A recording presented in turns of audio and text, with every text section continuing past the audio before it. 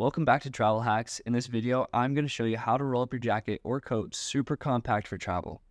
Whether you're backpacking or traveling with just a carry-on, this trick will help you pack small without sacrificing the essentials.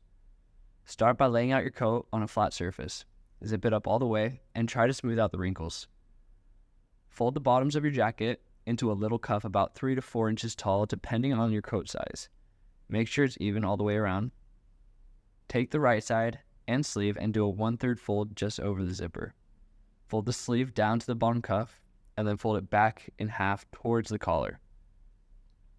Now do the exact same with the left side, just over the previous folds.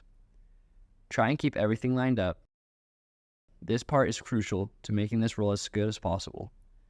Take a little patience and roll starting with the collar side all the way down to the cuff you made earlier. You'll find yourself at the end of the roll with the cuff you made. Grab the roll with one hand, sliding your fingers into the cuff. Then, using your other hand, unfold the cuff over both sides of the roll. There you have it. With a little effort, you have a very tightly compact roll of your coat or your jacket. If you enjoyed this video, subscribe for more travel hacks that will improve your life.